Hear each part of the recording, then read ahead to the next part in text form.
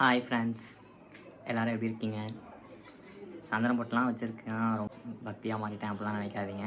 ஏதோ சாமி கும்பிட்டாங்க கீழே, அதனால் அது எடுத்துகிட்டு வந்தனால சந்தனம் கொஞ்சம் நல்லா இருந்தனால வச்சுருக்கேன். இப்போ ஒரு மூவி பார்க்கலாம். மூவி நேம் ஹாய் நானா. தெலுங்கில் ரிலீஸ் ஆன படம். மல்டி லாங்குவேஜஸ் தான் ரிலீஸ் ஆச்சு. இதில் வந்து நம்ம நானி, மிருனால் தக்கூர், ஜெயராம் சார் இவங்கலாம் நடிச்சிருக்காங்க. படம் ஸ்டார்ட் ஆகிறதே வந்து நானிக்கு வந்து ஒரு குழந்தை, ஒரு டாட்டர் இருக்காங்க சின்ன வயசில். படம் ஸ்டார்ட் ஆகிறதே நானி, அந்த டாக்டர், ஜெயராம் சார் இவங்க எல்லோரும் ஒரு வீட்டில் இருக்காங்க. இப்படி தான் ஸ்டார்ட் ஆகுது படம். அவர் தான் வந்து அந்த குழந்தைக்கு கதை சொல்லி தூங்க வைக்கிறது அதெல்லாம் பண்ணுறாரு. அவர் வந்து எப்படி கதை சொல்கிறாருன்னா, வெறும் அப்பா மட்டும் இருக்கிற மாதிரி கதையாக சொல்கிறாரு. அதில் வந்து அம்மாவே இல்லை. அவங்க சொல்கிற ஸ்டோரியில் அம்மாவே இல்லை. இது வந்து அந்த குழந்தைக்கு ஒரு நாள் அந்த குழந்தை கேட்குது, அம்மா கதை எப்போ சொல்லுவீங்க அப்படின்னு சொல்லி கேட்குது. அதுக்கு அவர் ஏதோ சொல்லி சமாளிக்கிறாரு. அப்போ ஜெயராம் வந்து கேட்குறாரு, எத்தனை நாள் தான் நீ இப்படியே ஏமாற்றிட்டு இருக்க போகிற, என்னைக்காவது ஒரு நாள் அந்த குழந்தைகிட்ட உண்மையை சொல்லி தானே ஆகணும் அப்படின்னு சொல்லி கேட்குறாரு. தெரியும் போது அவளே தெரிஞ்சுக்கிட்டோம் அந்த மாதிரி ஏதோ சொல்கிறாரு.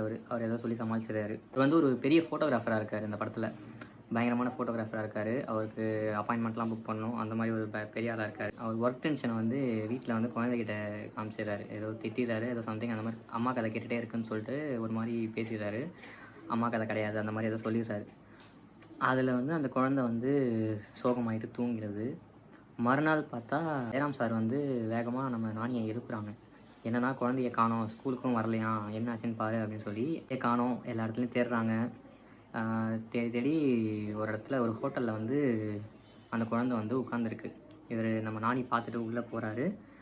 பார்த்தா அந்த குழந்தைய காப்பாற்றி வச்சுருக்கிறது வந்து நம்ம மிருனால் தக்கூர். அவங்க தான் காப்பாற்றி, அதாவது ஒரு கார் வந்து மோத வருது. அந்த டைமில் வந்து இவங்க வந்து காப்பாற்றி கூட்டிகிட்டு போய் ஹோட்டலில் உட்கார வச்சுருக்காங்க. உட்கார வச்சுட்டு இவருக்கு ஃபோன் பண்ணியிருக்காங்க நம்ம நானிக்கு. நானி வந்து உள்ளே போயிட்டு குழந்தைய வந்து கூப்பிட்டு போகிறாரு. அப்போ வந்து அந்த குழந்தை சொல்லுது, அம்மா கதை சொன்னால் தான் வருவேன், இல்லாட்டினா வரமாட்டேன் அப்படின்னு சொல்லி சொல்லுது. இந்த கேப்பில் அந்த குழந்தை என்ன பண்ணியிருக்கு, நம்ம மிருனால் தக்கூர்கிட்ட எல்லா கதையும் சொல்லிடுச்சு போல். அவங்க வந்து அவங்களும் சொல்கிறாங்க, ஆமாம் அம்மா கதை இருந்தால் தான் நாங்கள் வருவோம், இல்லாட்டி வரமாட்டோம் அப்படின்னு சொல்கிறாங்க. ஃப்ளாஷ்பேக் சொல்ல ஆரம்பிக்கிறாரு. அந்த ஃப்ளாஷ்பேக்கில் வந்து ஃப்ளாஷ்பேக் வரும்போது அந்த குழந்தை கேட்குது, இதில் நான் அம்மாவை யாரை நினச்சிக்கணும் அப்படின்னு சொல்லிட்டு. உடனே நம்ம மிருனால் தக்கூர் வந்து என்ன நினச்சிக்கோ, என்னை வந்து உங்கள் அம்மாவை நினச்சிக்கோ இந்த கதையில் அப்படின்னு சொல்லி சொல்கிறாங்க. இந்த ஃப்ரேம்லாம் கொஞ்சம் அழகாக இருந்தது. ஃப்ளாஷ்பேக் அதில் வந்து சரி அதுலேயாவது நான் வேறு ஹீரோன் தான் காட்ட போகிறாங்க அப்படின்னு சொல்லி எக்ஸ்பெக்ட் பண்ணேன். அதுலேயும் மிருனால் தக்கூரை தான் காட்டுறாங்க. அந்த லவ் சீக்வன்ஸ் எல்லாமே, நானி கூட லவ் சீக்வன்ஸ் எல்லாமே மிருனால் தக்கூரை தான் காட்டுறாங்க. நானும் சரி இந்த குழந்தை கதை சொல்கிறதுக்காக அப்படி போது போல் அப்படின்னு நினச்சி தான் பார்த்துட்டு இருந்தேன். போயிட்டே இருக்குது. இவர் வந்து போய் லவ் பண்ணுறேன்னு சொல்லி சொன்னால் அவங்க வந்து வேணான்றாங்க. அதாவது ஃப்ளாஷ்பேக்கில் சரி மிருனால் தாக்கூரோட அம்மா அப்பாவும் வந்து மேரேஜ் பண்ணி டிவோர்ஸ் ஆகி இவங்க வந்து அதை பார்த்துட்டே வளர்கிறாங்க. அவங்க மம்மி டாடி எப்போ பார்த்தாலும் சண்டை போட்டே இருக்காங்க. அதை பார்த்துட்டே அவங்க வளர்கிறனால இவங்களுக்கு மேரேஜில் வந்து நம்பிக்கையே போயிடுச்சு சுத்தமாக. இருந்தாலும் நம்ம நானி வந்து ஹீரோவாச்சே, எப்படியாவது பேசி கன்வின்ஸ் பண்ண சொல்லி லவ் ஆக்கிடுறாரு. லவ் ஆக்கிட்டு ஹீரோயினோட அம்மா வந்து பார்க்க வராங்க. இவரை நானியை வந்து இவங்க லவ் பண்ணுற பையன் வராங்க.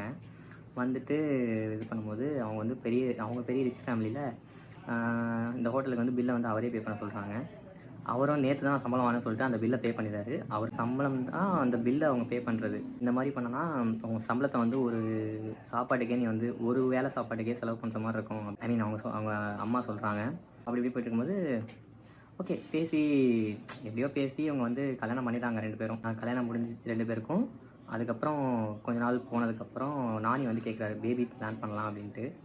அதுக்கு வந்து இவங்க மிருனால் தக்கூர் வந்து, நீ முதல்ல என்ன சொன்ன, நம்ம 2 பேர் மட்டும் தானே, இப்போ குழந்தை வந்து அது வந்து நான் கஷ்டப்பட்ட மாதிரி அந்த குழந்தையும் கஷ்டப்படக்கூடாது அப்படி இப்படின்னு சொல்லி சொல்கிறாங்க. கடைசியில் சரி ஓகே குழந்தையும் வந்துருச்சு. அந்த குழந்தை என்ன இதில் என்ன ஒரு பிரச்சனைனா, நாசர் வந்து டாக்டர் கேரக்டரில் வராரு. அந்த குழந்தை வந்து பிறக்கும் போதே ஒரு ஃபேட்டல் கண்டிஷனில் பிறக்குது. அதாவது ரொம்ப நாள் உயிர் வாழ முடியாது, அந்த மாதிரி ஒரு கண்டிஷனோட பிறக்குது. அதனால மிருனால் தக்கூருக்கு வந்து கோபம், இதனால தான் நான் வந்து குழந்தை வேணான்னேன். இப்போ வந்து அந்த குழந்தை பிறந்து அதுவும் என்னை விட்டு போக போகுது அப்படி இப்படின்னு சொல்லி சண்டை போடுறாங்க. பயங்கரமாக சண்டை போட்டு இவர் கன்வின்ஸ் பண்ண ட்ரை பண்ணுறாரு. அது வரைக்கும் ஃபர்ஸ்ட் ஆஃப் காட்டுறாங்க. காரில் 2 பேரும் பேசிகிட்டே போகிறாங்க. சண்டை கார்லேயும் வந்து அவர் கன்வின்ஸ் பண்ண ட்ரை பண்ணுறாரு. இவங்க வந்து அழுதுகிட்டே போகிறாங்க. ஸோ அது வரைக்கும் தான் ஃபர்ஸ்ட் ஆஃபில் காட்டுறாங்க. குழந்தை இந்த கதையெல்லாம் சொல்லிட்டு இருக்கும்போது அந்த குழந்தை நினச்சி அவங்க வந்து என்னை விட்டு போகணும்னு நினச்சிட்டாங்க அப்படின்னு சொல்லிட்டு, இல்லை இதுக்கு மேலே நீங்கள் சொல்ல வேணாம், அவங்க என்னை விட்டு போனதெல்லாம் சொல்ல வேணான்ற மாதிரி வந்து ஸ்டாப் பண்ணிடுது நம்ம நானி சாரை. ஸோ அதுக்கப்புறம் குழந்தை தூங்குனதுக்கப்புறம் நம்ம மிருனால் தாக்கூர் வந்து தனியாக வந்து கேட்குறாங்க, அதுக்கப்புறம் என்னாச்சு அப்படின்னு சொல்லிட்டு. ஏன்னா அவங்க அந்த காரில் பேசிகிட்டே போகும்போது ஒரு பெரிய ஆக்சிடெண்ட் ஆகிட்டு அவங்கள மிருனால் தாக்கூர் வந்து அன்கான்ஷியஸாக இருக்காங்க. அப்போ அவங்கள போய் ஹாஸ்பிட்டலில் போய் சேர்க்குறாங்க. அவங்க அம்மா வந்து சொல்கிறாங்க, இதோட இவளை விட்டுட்டு போயிடு அப்படின்னு சொல்லி கெஞ்சி கேட்குற மாதிரி கேட்குறாங்க. இவரும் விட்டு வந்துடுறாரு. அந்த ஆக்சிடெண்ட்டில் அவங்களுக்கு மெமரி லாஸ் ஆகிடுச்சு எல்லாம். இதுதான் ஒரு பயங்கரமான ட்விஸ்ட்டு. பாதி கதையை சொல்லிட்டு வீட்டில் வந்து உட்காந்து அவரோட லேப்டாப்பை ஓப்பன் பண்ணுறாரு. லேப்டாப்பில் பார்த்தா மிருனால் தாக்கூரோட ஃபோட்டோ.